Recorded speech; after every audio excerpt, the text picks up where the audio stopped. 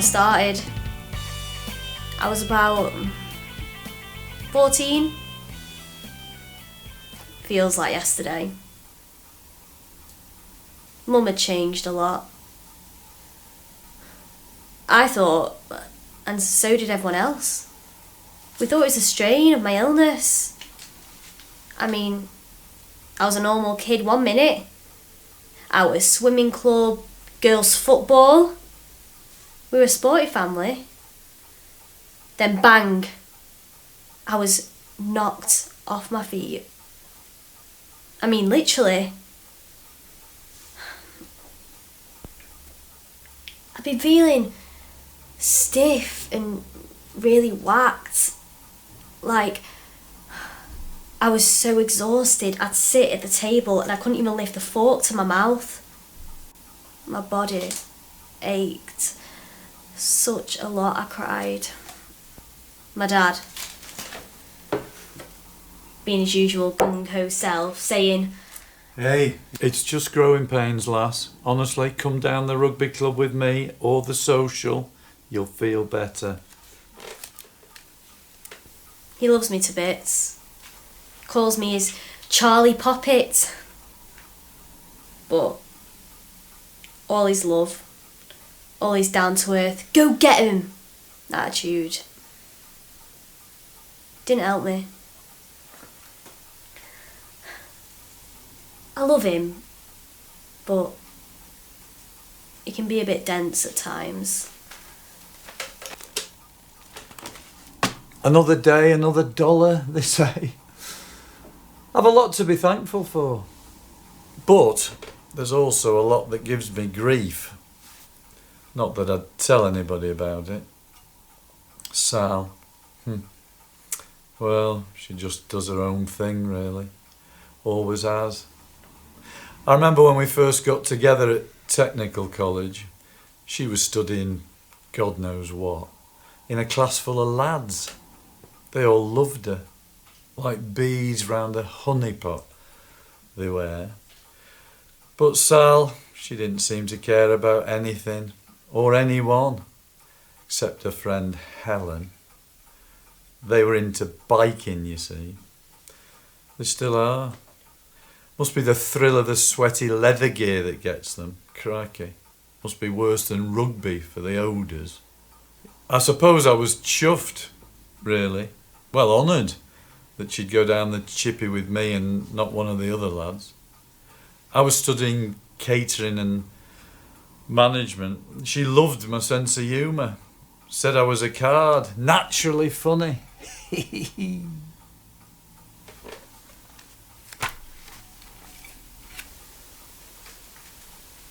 can't wait for Helen to come so we can shoot off for the day. Charlie's doing okay, coping, and she prefers to be with Dave, to be honest. He adores her, loves the very bones of her. I am glad they have that closeness, but I suppose I am a bit jealous of them too. I'm glad they've got each other. They've gotten even closer since her illness kicked in, so who knows what's going to happen in the future. Dave seems better at dealing with it, really, although he hates all medical stuff. I am being honest now, he's bloody useless, even if it's just somebody cutting their finger. He's like a stuck pig squealing for help. He's like, "Help, help, it's blood." Goodness knows how he manages on the rugby pitch. He likes taking Charlie out in a wheelchair. Dad-daughter time. They chat and that. It's good for both of them. I can be honest with myself if no one else. I just want to be with Helen. Does that make me a bad mum? I don't know, really. I feel guilty. And a bit mean. Well, more than a bit, really. It's like I'm wearing different masks. So many masks. I suppose, in a way, they do show who I am. Or maybe it's that they show what I am in that given moment in time. Do you know what I mean? I'm like different versions of Sal's. I'm like Sally within a Sally doll. Like when I told Dave and Charlie that I was going to be out late because I was doing a fire walk walking on hot coals for a charity night. Well, their eyeballs nearly popped out of their heads.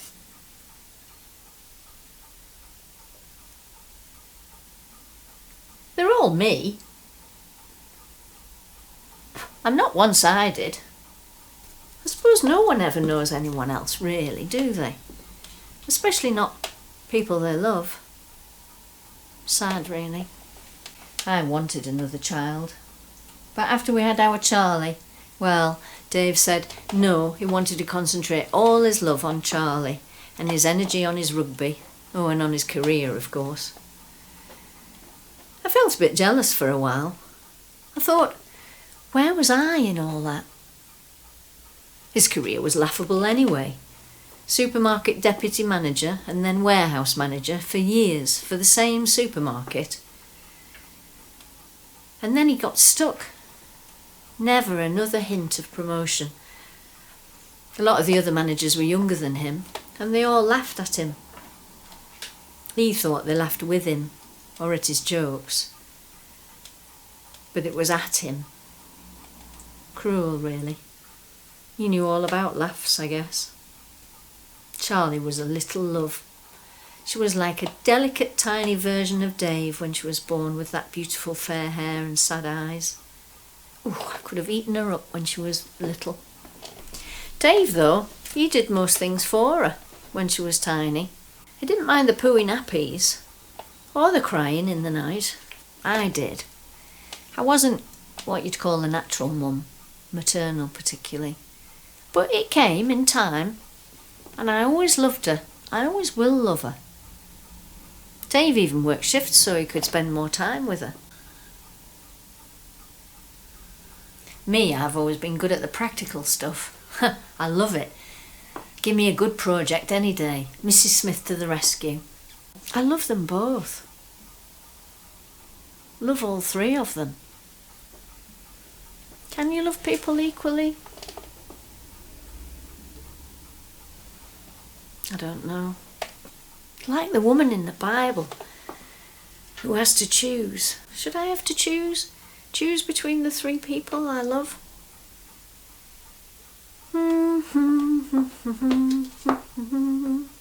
Da da da da da da da da da. Name that tune, Poppet.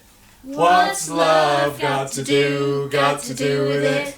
What's love but a sweet old-fashioned notion?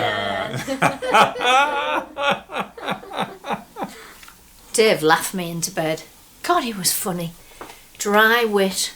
He was popular with all the lads. A man's man in that regard. Not so much of interest to the girls. Me, I was popular with both. Dave got me though. He really got me. He looked fragile, vulnerable, the great lummox. Tall, gangly, not particularly good looking. And he had that look in his eye, like a puppy. Enticing me sort of thing. So we ended up very quickly married. And then, well, our Charlie, our lovely Charlie. Our Charlie. She was our linchpin. Keeper of the state secrets, as it were. Sees all, says nought, and a wise woman beyond her years. People think I don't care, especially Dave's mum. But I do. I do love her, more than she'll ever know. I'm just rubbish at showing it. Give me a set of shelves to put up any day, or a day out on the bike. Helen, well, yes, Helen was just always there, right from me being a teenager. She had these great colourful docks. I was enticed into bed by her Doc Martens. Dave had his stories, jokes he called them, that he used to do at the social club to raise money for the rugby team paraphernalia and all their kit. He loved it. For the performance he wore a suit, I think because it hid how insecure he was. Well, is really. He just wanted to be loved by everybody, but he was just, well, Dave. He didn't express himself very well, unless he was talking to our Charlie or telling jokes. They were like co-conspirators, those two.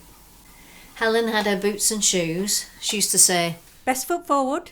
putting the fancy footwear in front. And here comes dull Dave. if she saw him, they didn't like each other. He called her Hell on wheels. or Helen back. on account of her motorbike. He could never just say Helen or call her by her name. Just, Oh, so she is staying overnight, whilst I'm doing the night shift at the supermarket depot. I used to lie and say I wasn't seeing her, but he came home early one night from work, bad stomach, so he needed to be at home. He could never use anybody else's toilet, and, well, he found us snuggled up in bed. He wasn't shocked or anything, just sad really, let down like. We both sort of ignored it. He slept in the spare room for a while, and then, well, we kind of went back to our normal routines. He knew I loved him really, but I needed Helen too. Love them both, see. We agreed to protect our Charlie, and, well, you know, I think we did, until her illness.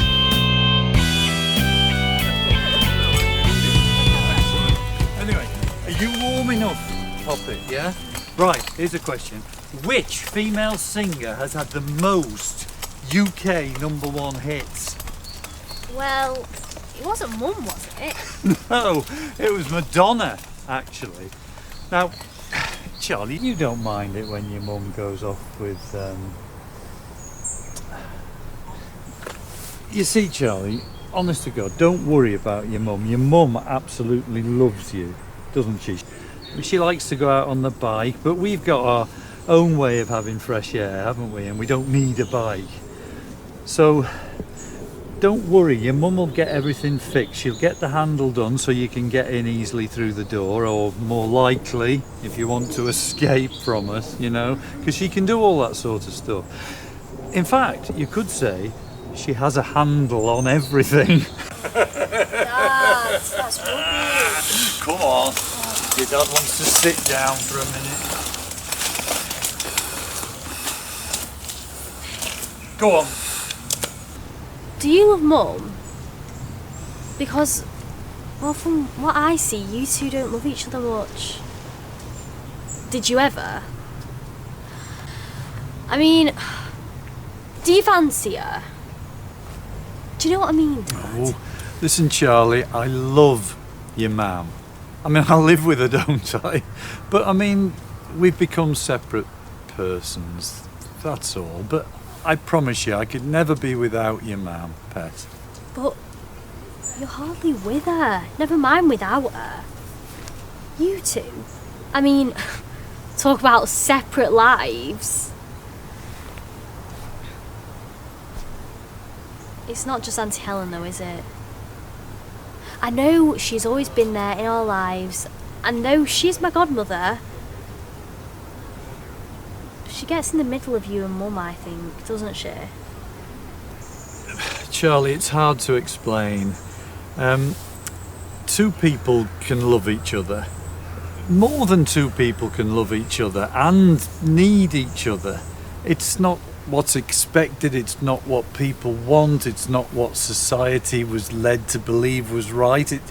It's difficult to explain, but it's just something that happens. Life isn't black and white. You hear what I'm saying? I mean, life isn't always about one man and his dog, if you know what I mean.